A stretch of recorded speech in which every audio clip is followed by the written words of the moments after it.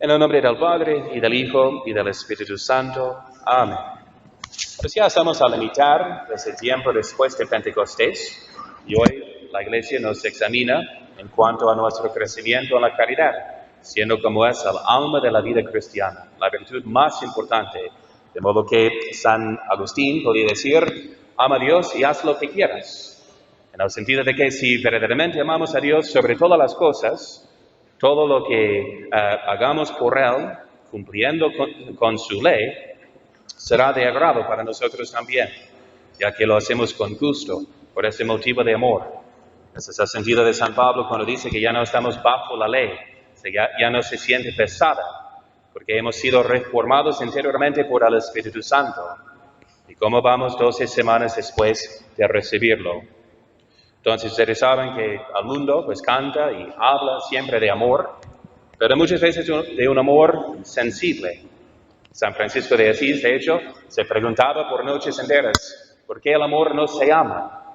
Cuando todos pues cantan del amor, pero cuando se revela el amor infinito, pocos se interesan. Y aquí entonces tenemos que distinguir primeramente el amor sensible de la caridad cristiana. El amor sensible sentimos simplemente en la presencia de un bien, pero puede ser un bien sensible y no necesariamente un bien para nuestra persona entera. ¿A qué me refiero? Pues sentimos amor, por ejemplo, por una buena comida, una buena cerveza, ¿verdad? Hacia la música, hacia otra persona, pero todos podemos imaginar un caso en que uno siente amor por una mujer que no es la suya, ¿verdad? Y tan bonito que se sienta, es un amor pecaminoso que va en contra del bien de su persona, ¿verdad? Entonces tenemos que dirigir estos bienes y este amor sensible hacia el amor verdadero, al amor espiritual. Ustedes saben que la caridad es una virtud teologal que se infunde en el alma, que uno tiene solamente por la gracia de Dios. Si no estamos en gracia, jamás vamos a conocer ni poseer la caridad que ha sido difundida pues en nuestros corazones, ¿no? Por el Espíritu Santo, por el bautismo, por la gracia santificante que se aumenta con cada sacramento. Entonces, y ustedes saben que Dios mismo se identifica con la caridad, siendo como es la virtud más perfecta. Y siendo una virtud teologal, tiene siempre como su motivo, como su objeto, Dios. Nos relaciona directamente con Dios. Y si Dios habita en el alma por la gracia santificante, Dios uno y trino, que hace su morada en nosotros, es algo que Dios obra en nosotros, tanto al querer como al hacer. De modo que si uno está en la gracia de Dios, todo lo que haga, aunque sea comiendo, bebiendo, durmiendo, si lo hace con esa intención de dirigirse hacia Dios, tiene pues un mérito ante Dios. Merece incluso la felicidad divina e infinita, que solo corresponde a Dios, porque la caridad viene de Dios y siempre termina en Dios. Bien, esa es la verdadera caridad, y cuyo valor, dice Santo Tomás, vale más que todo el universo, con todas sus riquezas, siendo como es una participación en la vida de Dios mismo. Entonces, ahí podemos entonces ver más bien preguntémonos, como se pregunta Santo Tomás de Aquino, si la virtud de la caridad es tan divina, ¿se puede practicar con respecto a nuestro prójimo? ¿Qué quiere decir la caridad fraterna si el objeto y motivo siempre es Dios? ¿No? Es una buena pregunta. Y la soluciona diciendo que podemos amar a nuestro prójimo con caridad si es que lo amamos por Dios y para Dios. Es decir, entonces, que lo vamos a ver siempre como imagen y semejanza de Dios, con la posibilidad de conformarse más y más a esta imagen y semejanza. Entonces, buscando siempre su bien de la santificación y salvación de su alma. Ahí está entonces la meta de nuestra caridad hacia el prójimo, para que Dios sea glorificado en él. Bien, entonces ahí podemos entonces ver la diferencia entre la caridad y las supuestas obras de caridad que practican pues los mundanos, ¿no? Entonces los socialistas, los masones, los secularistas, ¿no? Ellos pueden concurrir en la obra exterior de caridad, de atender a los huérfanos, a los enfermos, pero no lo van a hacer con el mismo motivo. Y ahí pues su acto carece de valor en cuanto a su salvación eterna. Es un acto bueno en sí, si no está manchado, digamos, por malas intenciones, ¿verdad? Como muchos hacen a veces de utilizar obras de caridad como un pretexto para avanzar la causa masónica, por ejemplo. Pero aunque es un acto bueno, no es un acto meritorioso que merece la vida eterna. Entonces, recordemos primeramente que al atardecer de esta vida, como dice San Juan de la Cruz, vamos a ser juzgados según el amor.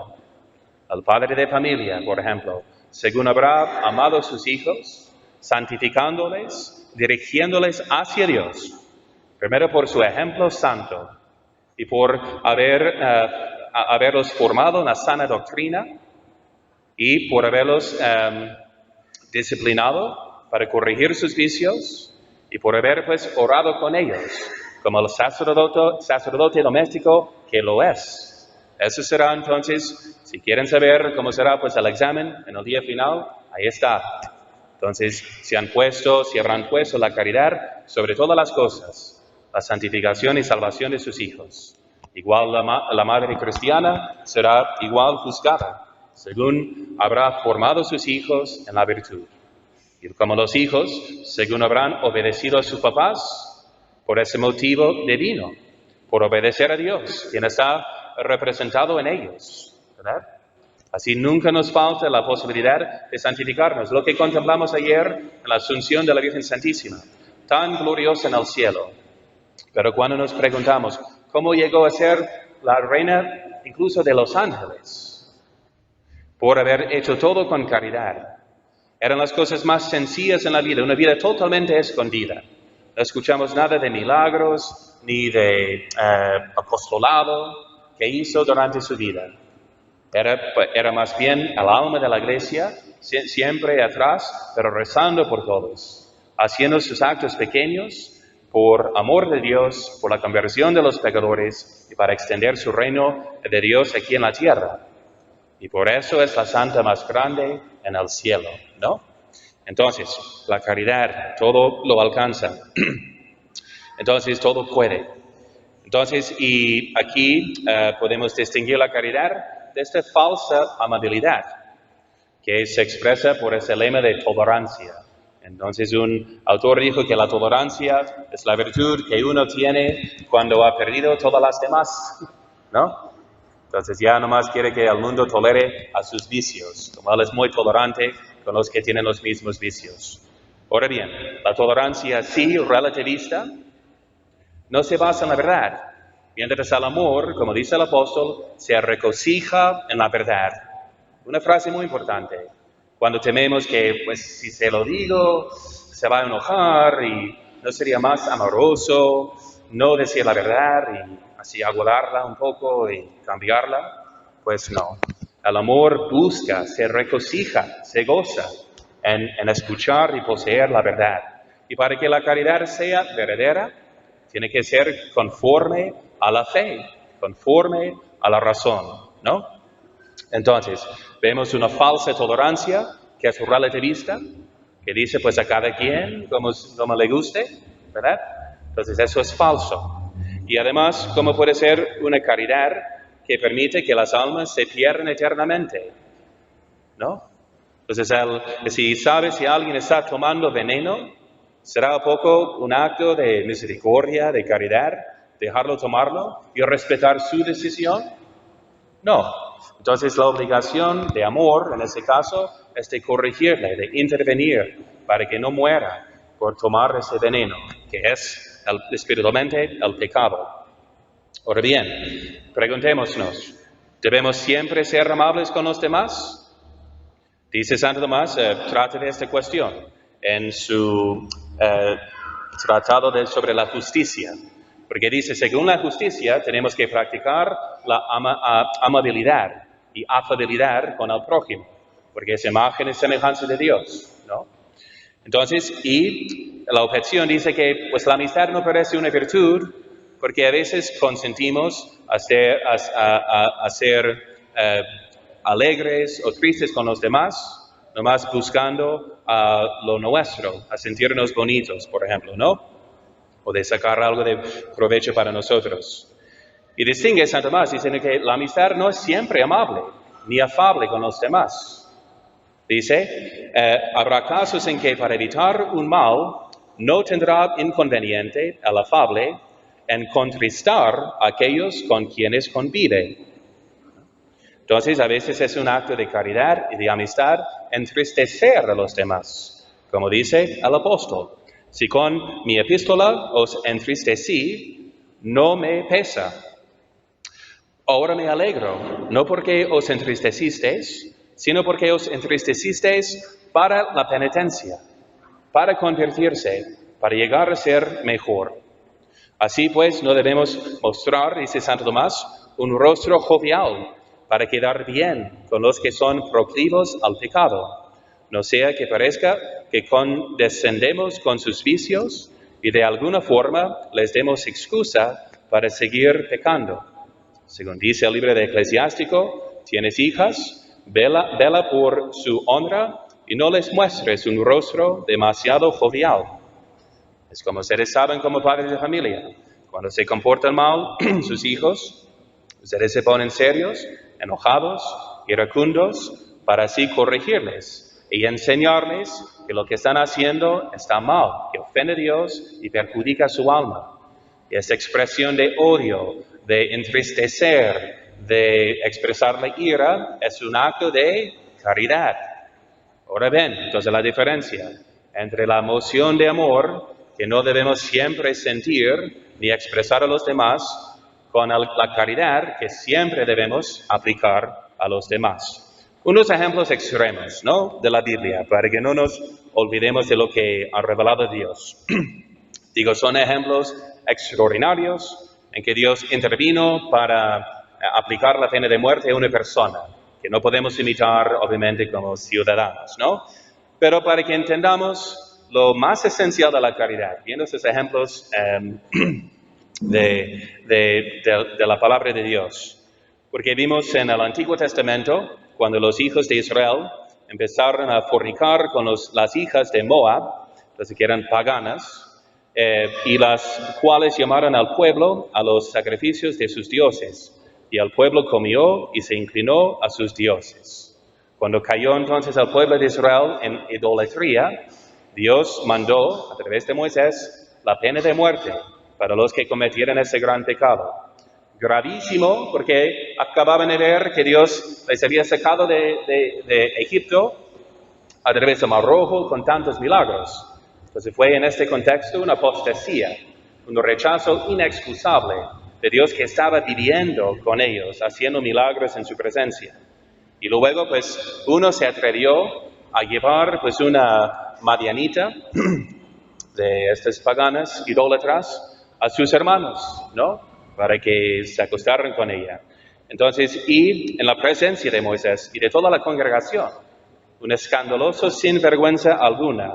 ¿Y qué pasó? Lo vio Finés, hijo de Eleazar, hijo de Aarón, sacerdote, y se levantó de en medio de la congregación y tomó una lanza en su mano y fue tras el varón de Israel a la tienda y los alanceó a ambos, al varón de Israel y a la mujer por su vientre. ¿Qué pensó Dios de este acto?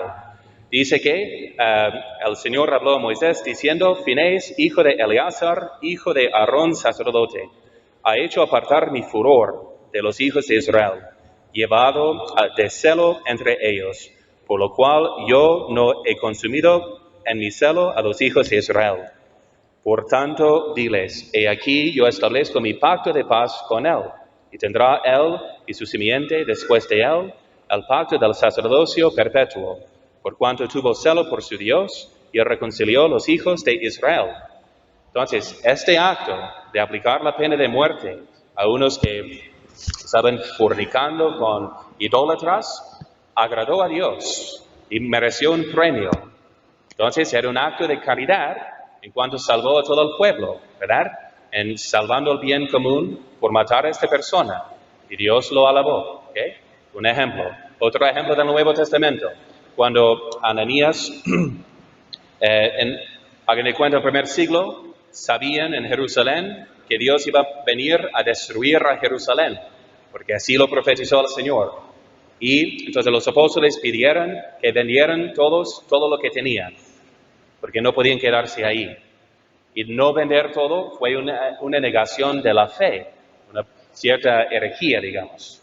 Entonces, Ananías dijo que había vendido todo, pero se quedó con una parte. Entonces, San Pedro le acusa de haber mentido, así inspirado por Satanás, por haber mentido al Espíritu Santo. Y le castigó en ese momento Dios con la muerte. Luego viene su esposa, quien también miente al apóstol, diciendo que había entregado ya todo lo que de su terreno, de su herencia. Entonces, y le dice también, porque pones prueba al Espíritu Santo. Mira, los pies de los que sepultaron a tu marido están a la puerta y te sacarán también a ti. Igual cayó muerta en este momento. Entonces, un castigo que puso Dios.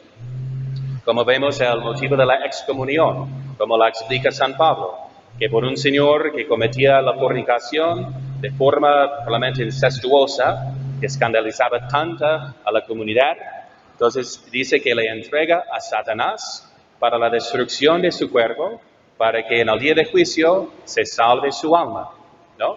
Entonces el motivo entonces de esos castigos también es por caridad, ¿okay? Y a veces lleva una espada. ¿Y para qué? Para siempre buscar la gloria de Dios, ¿no? Eso es entonces siempre el motivo. Como los levitas merecieron el sacerdocio por haber aplicado la pena de muerte a los idólatras, pero que incluían pues miembros de su propia familia. Entonces acuérdense que Dios nos ama por amor de sí mismo, que solo nos ama en cuanto sirvamos para su gloria, ¿okay? Porque somos criaturas, hechos de nada, no tenemos importancia, menos en cuanto reflejemos la gloria de Dios. Esa es toda nuestra nobleza y dignidad. Entonces Santo Tomás se pregunta, ¿y Dios odia al pecador? ¿Y nosotros debemos odiarle también? Y dice, en cuanto sea pecador, sí. Piensen, por ejemplo, en la pregunta, si Dios ama a las almas del infierno, a Satanás. Claro que no. Los odia con un santo odio, por ser definitivamente sus enemigos, por haberlo escogido, ¿no? Odiar y rechazar a Dios. Y nosotros también, dice, debemos odiar a los pecadores en cuanto sean malos. Pero, en cuanto tengan la posibilidad de ser buenos, debemos amarle, ya que como esta caridad es la causa de nuestra bondad, ¿no? Por ejemplo, hoy en el Evangelio, que fue el error del sacerdote, del levita, pues viendo a este hombre tan mal, en tal mal estado, simplemente le evitaron. Mientras el samaritano, viendo que existía la posibilidad de que se curara, de que se mejorara, pues tuvo compasión de él. De modo que nadie está excluido en esta vida mientras viva de ser un objeto de caridad y de misericordia. Como el Señor pidiendo por sus verdugos, ¿verdad? Perdón, porque no saben lo que hacen. Si supieran cuán horrible es el infierno que les espera, nunca lo harían. Entonces, de modo que debemos sacrificarnos y seguir rezando con ese motivo de caridad, no de gusto, de atracción, sino por la caridad cristiana, buscando hacer a todos así mejores. Pero eso otra vez es la clave, que la caridad busca el mejoramiento del alma. Preguntémonos si viene de Dios y se conduce a los demás a Dios. Esta es la regla de la caridad. Entonces, la moral, y también es importante mencionar un error que no ha muerto, digamos, ¿no? Que sigue entre nosotros, dentro de la iglesia, ¿verdad? Las herejías que así toman tiempo para morir, ¿no? Y ser expulsadas. Pero Juan Pablo II, en su encíclica Veritatis Splendor, condenó lo que se llama la opción o elección fundamental, un error moral de un sistema moral diciendo que, pues, con tal de que la persona no quiera ofender a Dios, pues no es un pecado mortal.